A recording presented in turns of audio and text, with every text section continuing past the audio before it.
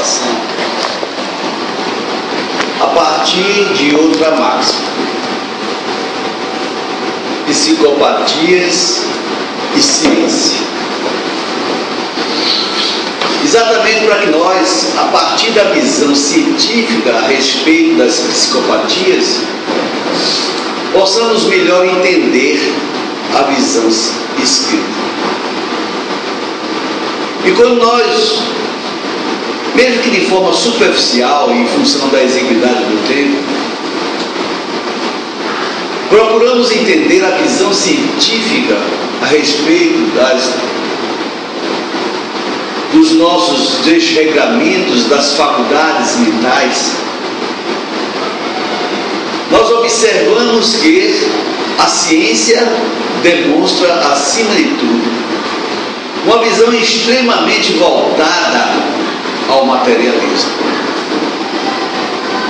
Ao fazer abordagem desse assunto dentro de uma visão evidentemente acadêmica, de logo nós nos deparamos com a prevalência de uma conceituação materialista, onde os neurocientistas advogam a ideia de que nós, ou melhor, os nossos pensamentos, a nossa memória,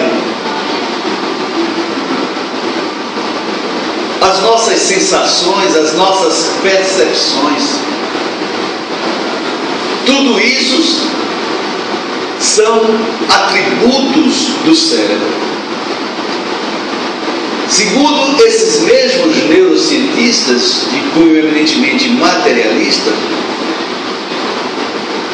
já descobriram uma glândula em nosso cérebro, denominada de ínsula, onde acreditam eles que descobriram também, a partir dessa glândula, a ponte de ligação entre a mente e o corpo, sendo aí a sede de todos esses atributos. E na medida em que o nosso cérebro apresentar alguma limitação, quer seja congênita, quer seja fruto de um trauma físico, consequentemente vê-se prejudicado a manifestação desses atributos. Mutilei o cérebro, em resumo, comprometo o seu funcionamento e, consequentemente, comprometo o funcionamento, a manifestação da inteligência, do pensamento, da memória, enfim, porque simplesmente aquilo que dava oportunidade a tudo isso, através de uma limitação congênita ou através de uma limitação em função de um trauma físico, se vê prejudicado. Ou seja, uma apreciação eminentemente circunscrita, conforme nós já vimos, à matéria. A doutrina espírita, chamada a falar sobre esse assunto, ela vai muito mais além. É bem verdade que a doutrina ratifica essa visão científica quando, em função de uma limitação física, temos dificuldade de manifestar esses atributos. Mas é preciso entendermos que nessa hora a doutrina considera também que nós somos seres triplos, poder-se dizer assim, enquanto encarnados. Espíritos, em essência, corpo físico e um elo de ligação entre o espírito e o corpo físico, que nós denominamos de perispírito. Assunto cujo estudo é de grande valia, de grande importância, especialmente quando nós voltamos as nossas atenções de estudiosos da doutrina espírita sobre dois assuntos em especial: reencarnação e mediunidade. É impossível estudarmos esses dois assuntos à luz da doutrina espírita sem que, para tanto, se queremos realmente compreender esses assuntos dentro de uma visão doutrinária espírita, não valorizarmos o estudo do perispírito. Mas isso fica para uma outra oportunidade. O que nos importa sabermos é que a doutrina nos mostra e nos comprova que, diferentemente da visão acadêmica, da visão científica, é o espírito que detém os atributos da inteligência, da memória, do pensamento, como de resto das sensações, das percepções, das emoções. Tanto é verdade que quando desencarnamos, nas reuniões mediúnicas, ao nos apresentarmos através de um dos médiuns, patenteamos de forma eloquente e continuamos a preservar a nossa, não somente a nossa individualidade, como de resto todos esses atributos que nós tínhamos enquanto estávamos encarnados, desde que, evidentemente, nós estivermos enfrentando uma limitação imposta pelo cérebro enquanto instrumento de manifestação desses atributos do espírito enquanto ele está encarnado. Desencarnado, liberto do corpo físico, evidentemente que essas limitações físicas que porventura existam perdem o seu significado. Não podem mais se tornarem instrumentos de limitação desses atributos do espírito. Afinal de contas, com o fenômeno da morte, o corpo desce ao túmulo e entra em processo de decomposição celular.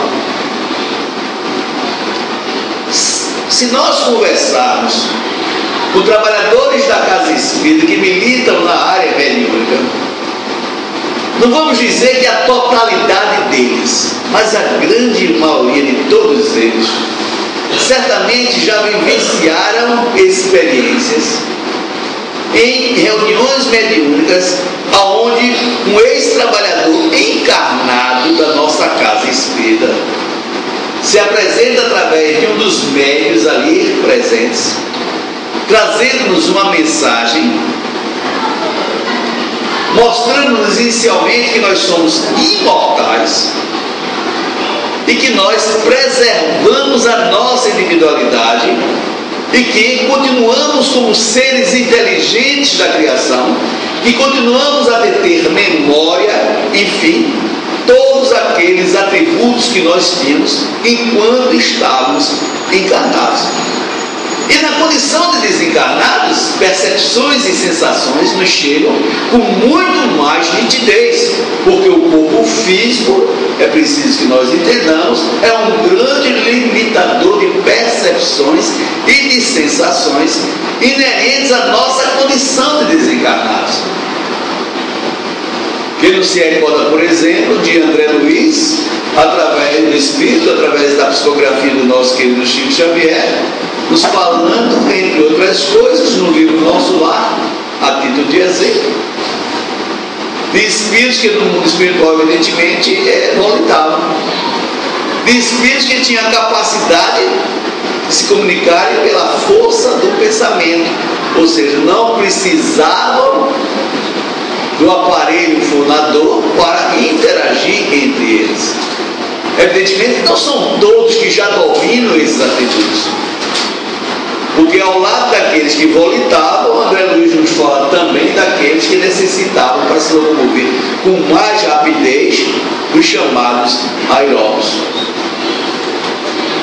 Ou seja, atributos do espírito. É o espírito que pensa, é o espírito que detém a inteligência, que detém a memória, não é o cérebro. Mas se de repente encarnados, o nosso cérebro estiver enfrentando uma limitação física, quer seja congênita ou quer seja proveniente de um acidente físico, que dite esse trauma físico, evidentemente que encontraremos dificuldades de manifestar esses atributos. Não que percamos esses atributos. A propósito disso, existe uma experiência retratada em uma das revistas espíritas, que eu vou ficar devendo, que eu não me recordo, confesso a vocês que eu não me recordo qual o mês e o ano dessa revista. Mas o que nos importa nesse momento é a experiência retratada por Kardec nessa hora, onde ele, na Sociedade Parisiense de Estudos Espíritas, a primeira casa espírita fundada por ele e pelos seus correligionários, seus colaboradores, evoca o testemunho de um jovem encarnado e que naquela atual encarnação estava vivenciando uma doença extremamente limitadora dessas percepções ou desses atributos do espírito. Ele sofria de síndrome de Down. A proposta experimental de Kardec era exatamente de descobrir se, libertos do corpo físico, não tínhamos mais essas limitações impostas pelo corpo físico, impostas pelo síndrome de Down, no caso em espécie. E ele simplesmente, através dessa experiência, nos mostra nessa revista, e aquele jovem comparece, e isso é possível quando nós, dormindo, emancipados do corpo físico, e consequentemente temos possibilidade de darmos uma comunicação, uma reunião mediúnica mesmo encarnados. Alguém pode a essa altura estar questionando, mas por que é que quando nós estudamos as revistas espíritas, nos deparamos com um sem número de experiências realizadas por Kardec e todas elas com sucesso? É preciso entendermos que existe uma lei de Deus que chama-se a lei de ressonância espiritual.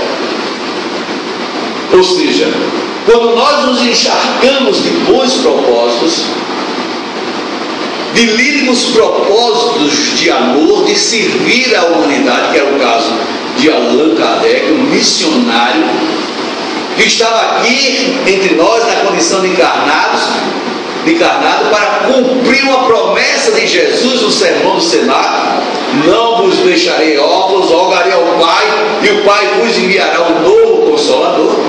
E nada mais justo que, em função dos propósitos eleitos por ele e por toda a sua equipe, que estivesse sumamente bem assistido por espíritos de luz que se apressavam em fazer por onde as suas experiências obtivessem a resposta que ele e a sua equipe buscavam.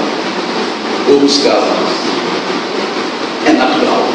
A mesma coisa se passará conosco. Se nós conversarmos com qualquer trabalhador de qualquer casa espírita, encontraremos um ponto comum nessa conversa.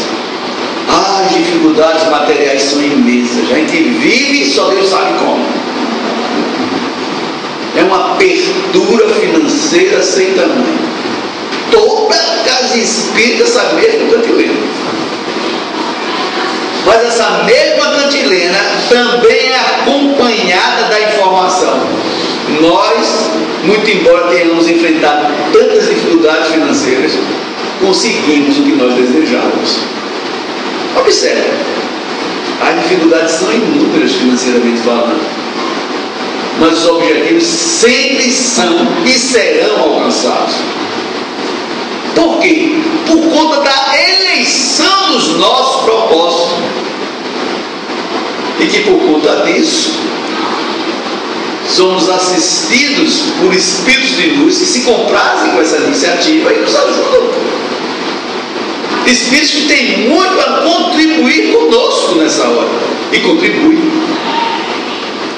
Quando Jesus nos diz: pedi e obtereis, precisamos verbalizar o pedido para sermos assistidos. O convite já se manifesta através das nossas intenções. E eles atendem esses convites. Sempre atenderão. Então, nessa hora, é preciso entender por que Kardec sempre tinha sucesso. Por conta disso.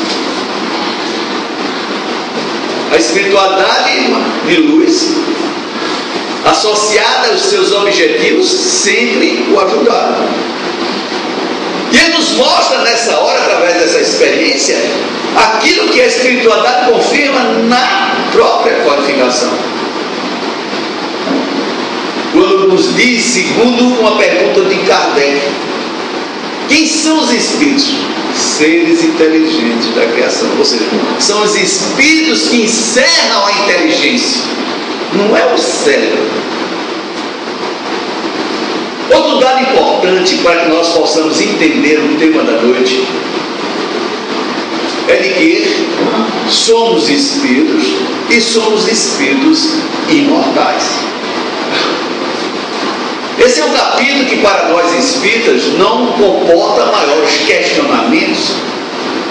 Afinal de contas, se não a totalidade de todos nós, a grande maioria de certeza já vivenciou uma determinada experiência e ficou comprovadamente a certeza da imortalidade da alma. Quando eu busco essa resposta em mim, me recordo de logo uma experiência vivenciada, quando nós, ao fazermos um trabalho igual a esse, numa casa irmã, já há muitos anos atrás, tivemos a alegria, mesmo não sendo médios videntes, de, ao final do trabalho, quando já estava próximo do final do trabalho, olharmos e termos a alegria de vermos a nossa mãe, enquanto espírito, em pé, sorrindo para nós, nos dizendo com todas as letras: eu estou aqui. E alguém questiona: mas você disse claramente, como é que você viu? Isso é possível. Ao estudarmos o campo da mediunidade, esse assunto à luz da doutrina espírita, nós aprendemos que essa possibilidade existe.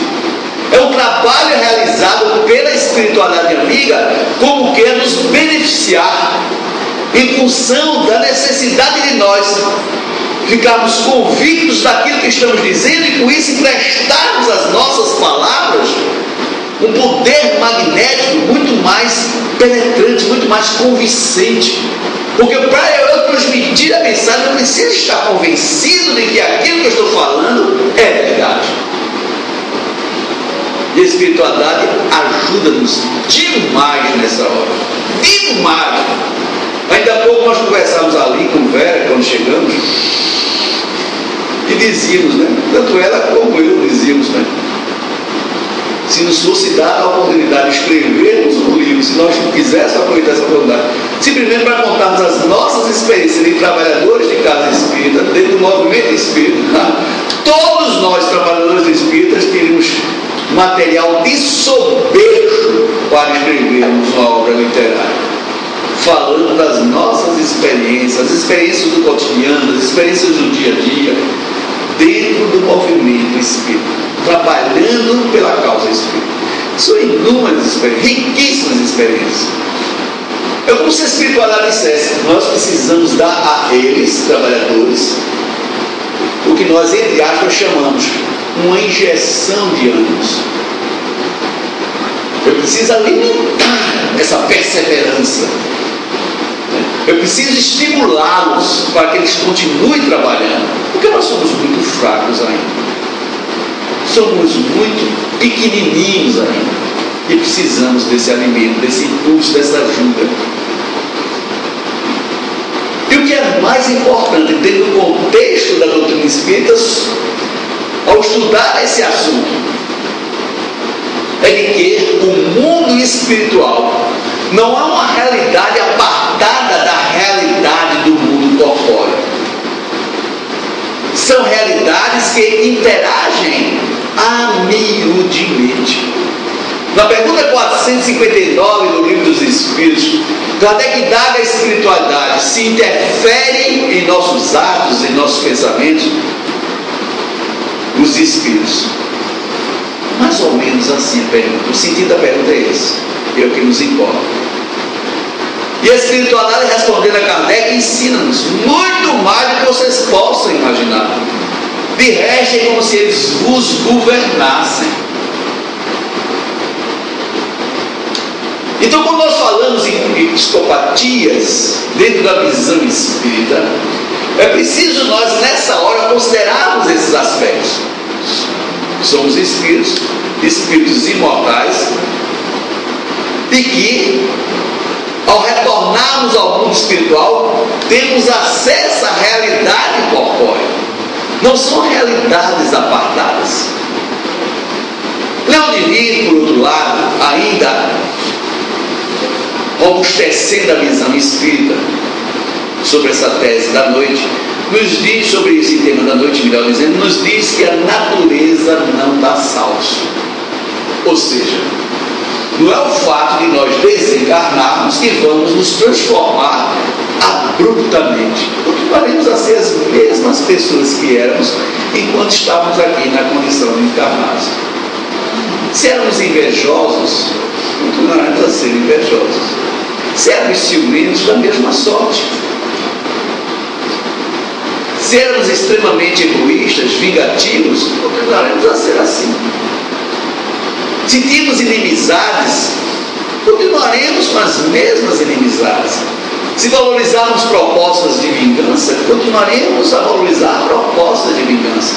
Se desencarnamos com depressão, continuaremos com depressão no mundo espiritual.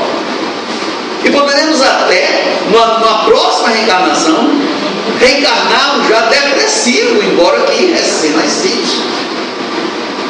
Porque o corpo é que é uma criança. O espírito às vezes é muito mais velho que os seus próprios pais. É a idade biológica e a idade espiritual, coisas totalmente distintas. Uma, alimentamos o sentimento de vingança, libertos do corpo físico, desfrutamos de muito melhores condições de perpetrarmos a nossa proposta nefasta, de destruirmos, de prejudicarmos aquele que nós não simpatizamos, aquele que nós nutrimos aquele sentimento inferior de vingança, aquele ódio, por exemplo. Evidentemente que nós também estamos vulneráveis a recepcionarmos as influenciações de espíritos virtuosos. Então seremos nós que haveremos de arrolar as companhias do mundo espiritual que nos acompanharão. É muito comum dentro do movimento espírita ouvirmos essa expressão: dize-me o que tu pensas, que eu te direi quem são as tuas companhias do mundo espiritual. Isso não é verdade, porque pensamento é força, e através da força do pensamento nós elegemos as nossas companhias do mundo espiritual.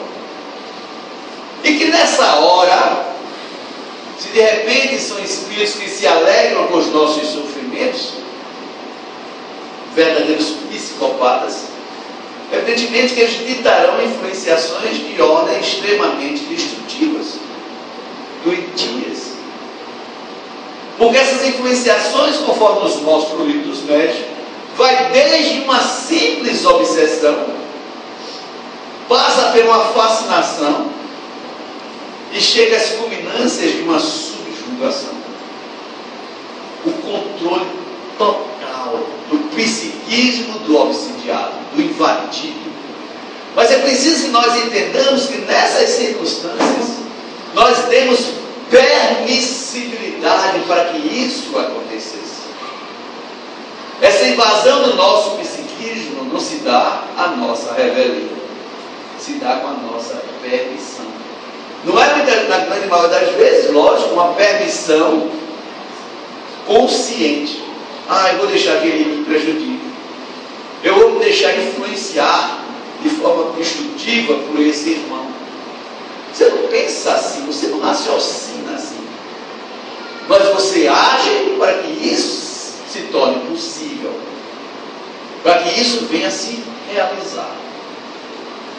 E daí muitas psicopatias em que o cérebro do encarnado, lógico, não apresenta nenhuma restrição congênita e muito menos fruto de um acidente que provocou um trauma físico.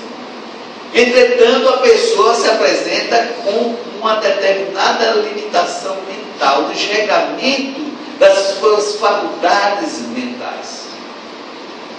O que faz por onde nós possamos afirmar sem medo de errar que percentual significativo daqueles irmãos que hoje se encontram nos manicômios, trazidos para dentro das casas espíritas, tratados sobre a visão doutrinária espírita, receberiam uma substancial ajuda e certamente muitos deles se libertariam desse mal. A visão científica, entretanto, hoje ainda não considera o mundo espiritual, conforme nos mostra a doutrina dos Espíritos, uma das forças da natureza. Mas essa força existe e interfere em nosso dia a dia muito mais do que nós possamos imaginar. Então, existem, conforme inclusive nos mostra o médico Bezerra de Menezes, Adolfo Bezerra de Menezes, porque aí estamos falando não do espírito, estamos falando do médico, que é um livro escrito por ele, enquanto estava aqui entre nós, na condição encarnada, fruto das suas pesquisas, do seu trabalho. Loucura sobre o Novo Prisma. Leiam essa obra, vale a pena. Quem tem preguiça de ler, lá dentro da obra fininha, de poucas páginas. Não vai dar muito trabalho, mas ele é muito rico em informações, principalmente quando nós vamos buscar subsídios em relação ao tema que nós estamos tratando. Quando ele nos mostra que muitas pessoas tidas como loucas, ou seja, doentes mentais, vivenciando psicopatias inominadas, e que o cérebro não apresentava nenhuma limitação física. Entretanto, a pessoa está ali tida como doente mental. Eu, quando me lembro dessas informações de Adolfo Bezerra de Menezes nessa memorável obra, Loucura sobre o Novo Prisma, recordo-me também de uma experiência que nós vivenciamos e que nós gostaríamos de dividir com vocês rapidamente nessa noite, em função do tempo, que é muito curto. Um amigo de infância que há muitos anos nós não o víamos, isso já se deu há alguns anos atrás, mas eu nunca vou me esquecer dessa experiência, que ela foi muito rica para nós, mesmo porque ela serviu-nos para confirmar aquilo que Bezerra de Menezes nos mostra nessa obra que nós citamos, Loucura sobre o Novo Prisma. E que de repente, depois de muitos anos sem vê-lo, rapaz socialmente humilde, eu o reencontro tido como louco, ao ponto de já ter vivenciado 8 internações. E haveremos de convir que, se nós considerarmos a época em que isso aconteceu, a proposta terapêutica acadêmica, se hoje é totalmente desassociada de uma realidade eficiente, algumas décadas atrás, com muito mais justa razão.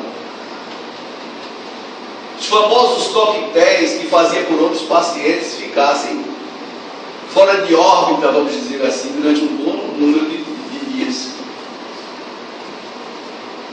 Ao ponto de, certa vez, conforme ele nos confidenciou uma oportunidade, comer fezes humanas em um desses internamentos. Então eu reencontrei nessa situação. Mas só que eu, quando eu o conheci, ele não era detentor de nenhuma limitação física que pudesse justificar aquela situação. Procurei saber se ele tinha sofrido algum trauma físico, algum acidente, alguma coisa. Nada. Só poderia ser de fuga espiritual. É aquilo que Bezerra de Menezes nos diz nessa hora. Doenças, digitimias cerebrais provocadas por essa interferência nefasta do mundo espiritual trevoso. O cérebro em perfeitas condições de uso, vamos dizer assim. E a pessoa tida como doente mental. E começamos a nos aproximar dele para com o objetivo de ajudá-lo. O interessante é que, no quadro como esse, há sempre um componente espiritual de grande importância dentro desse contexto enfermediço. E que nesse caso em espécie, usava da sua esposa como instrumento que investia macificamente contra ele. Era exatamente um dos instrumentos do qual se valia a espiritualidade para prejudicá-lo. Ela, quando sentiu a minha proximidade com o objetivo de ajudá-lo, ela começou, sem nenhuma causa aparente, a nutrir por mim um verdadeiro ódio. É interessante, irmãos, como a coisa acontece. Uma pessoa que eu sempre, se não fui amigo, pelo menos mantive com ela uma relação extremamente amistosa. E que sem motivo nenhum, pelo menos aparentemente, começou a nutrir por mim um sentimento inferior de inaceitação. E a sua proposta de prejudicar o seu marido chegou às vaias de acusá-lo da polícia de que desenvolvia intenções sexuais em relação à sua filha, uma jovem adolescente. Chegou a esse ponto. Só que eu o conhecia desde criança. Eu sabia perfeitamente que ele jamais partiria para uma proposta como essa. Ele, quando recebe a intimação, se vocês vissem a fisionomia dessa pessoa, nessa altura já estava sendo ajudado. Quando ele chegou em minha casa, com a intimação da polícia na mão, e ele ficou sabendo antes de ele comparecer à polícia do que se tratava. Esse homem chorava feito uma... Como é que pode me acusar de uma coisa? Jamais. Nem precisa você dizer, eu lhe conheço. A hora, vamos supor que era 11 horas a data marcada. Nós vamos chegar amanhã de 10 horas da manhã. Vamos chegar antes. Vamos à autoridade, e ele nem fala, não fale nada, só quem fala sou eu. Não estou aqui como advogado, eu estou aqui como amigo que conhece ele desde criança.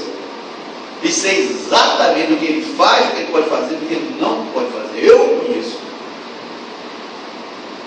Eu não estou aqui, eu estou como amigo. E é como amigo que eu quero que ele seja respeitado. Pois não? A autoridade policial entendeu logo. Se tratava exatamente de uma proposta totalmente desmotivada por parte da sua esposa. Deixa comigo, quando nós chegar de vez, vamos embora. Então, ela entrou na justiça para a separação, eu fui o seu advogado na separação. Esse homem se libertou daquela subjugação, nunca mais foi internado, separou-se da mulher, conheceu uma nova mulher, teve filho com essa nova mulher, é feliz e nunca mais teve qualquer tipo de internamento, pelo menos por esse motivo. Onde ficou provado para nós que Adolfo Bezerra de Menezes estava com a razão quando ele retrata nessa obra Loucura sobre o Novo Crisma a visão doutrinária espírita sobre as chamadas psicopatias, as doenças mentais. que existem doenças mentais, em resumo, de ordem eminentemente espiritual, e que, se tratadas sobre a terapia acadêmica, sobre a ordem da terapia acadêmica, nunca vai obter resultado, porque limitam-se os acadêmicos, os doutores, os psicanalistas, os psiquiatras, os psicólogos, a atacar as consequências do mal. Eles não vão ao cerne da questão. Essa história que nós falamos há pouco, nós passamos para você, ela poderia ser enriquecida com múltiplas outras histórias das quais nós temos conhecimento na nossa vivência dentro das hostes espíritas, e que certamente qualquer trabalhador espírita também teria uma informação relativa a esse assunto, e que serviria tão somente para enriquecer as nossas palavras, e que vem nos mostrar o quanto é preciso nós espíritos sairmos além dos muros da casa espírita. E como nós defendemos essa tese da necessidade de nós espíritas irmos além dos muros da casa espírita, isso não comporta uma interpretação literal, não é nós irmos à rua, é nós nos prepararmos para atender as demandas que chegam à casa espírita, inclusive relativas a situações como essa. De entendermos perfeitamente que de repente alguém que se mostra um convulsionário, por exemplo, é alguém que está sendo vítima de uma interferência nefasta do mundo espiritual trevoso. Joana de Ângelo, no Espírito, através da psicografia de Divaldo Pereira Franco, nos mostra com muita propriedade que os casos de epilepsia, num percentual bastante significativo, na sua maioria dos casos, deve-se a essa interferência nefasta. São de origem espiritual. A esquizofrenia é outra situação. Inclusive nós temos no Evangelho de Jesus passagens que nos mostram já naquela época doentes mentais por força da interferência nefasta do mundo espiritual trevoso. Quem não se recorda daquele episódio de um pai que procura Jesus com seu filho doente, ora se atirando no fogo, ora se atirando na água. É um exemplo marcante. Era um convulsionário, não estava sofrendo de epilepsia, tinha convulsões epilépticas.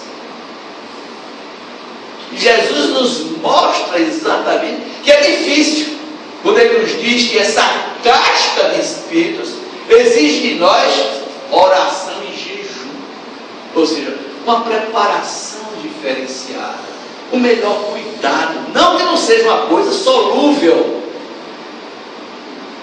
é uma coisa que tem resposta, que tem solução, mas que nós precisamos estar atentos, conforme nos mostra Jesus nessa passagem, e nos prepararmos para essa batalha, considerando a verdade que nos é trazida pelo mundo espiritual, e que infelizmente a ciência, a visão científica não considera. E enquanto eles não considerarem, ficarão à margem na busca da solução para muitas situações enfermediças. Eu começo a falar isso, começa a vir à minha memória experiências que nós já vivemos, que serviram certamente para enriquecer as nossas palavras. Acho que infelizmente o tempo é curto. Nós acreditamos que essa experiência que nós passamos para vocês, desse nosso amigo de infância, ela foi bastante ilustrativa daquilo que nos diz a doutrina espírita a respeito desse assunto. Ela não descarta as psicopatias em função de problemas congênitos, kármicos, as chamadas doenças kármicas, onde o reencarnante vem com o cérebro com uma limitação física que o impede de se manifestar com toda a propriedade. mas ela adensa a informação científica, primeiro nos dizendo da causa daquela doença congênita. Segundo, nos mostrando que existem outras possibilidades a ensejarem psicopatias que não tem nada com limitações do nosso cérebro. São doenças mentais que têm origem nessa interferência do mundo espiritual que se alega com os nossos sofrimentos. Como é rica a nossa doutrina, gente. Como é bela a nossa doutrina. E como ela é rica no que se refere à sua literatura, tratando inclusive desse assunto. Falamos aqui de um livro, podemos citar vários outros livros, inclusive da própria Joana de Ângeles, nos mostrando exatamente essas situações infelizes, por conta desses espíritos que incipam, alegam o nosso sofrimento, ditando doenças mentais, que tanto nos fazem sofrer, que tanto nos afligem. Mas o como é bom sabermos que temos, por conta da misericórdia divina, o amparo que nos é trazido pela nossa doutrina, a nos convidar a cumprirmos o nosso papel dentro do contexto social em que nós estamos inseridos.